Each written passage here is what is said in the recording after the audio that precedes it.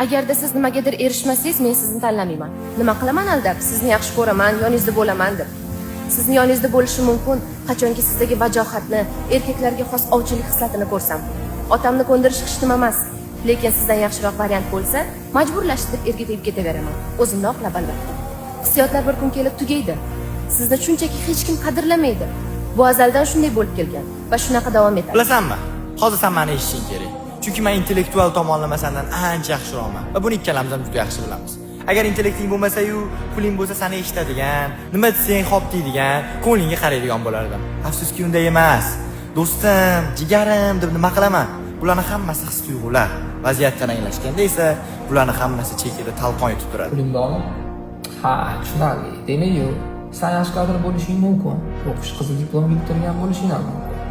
Lekin to'g'risi, puling bo'lmasa men seni ishga ola olmayman.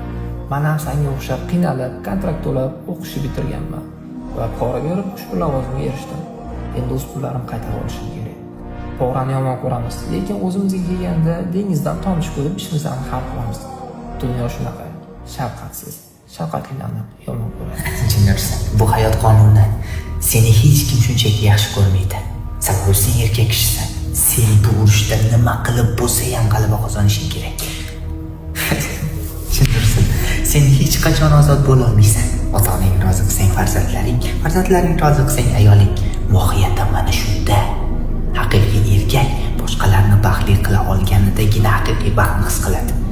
Ularni baxtli qilish uchun nima kerak? Bilmadim. Bilasan. Pul. Tushunarsan. Men senga ishonaman. Sen bu urushda g'alaba qozonasan.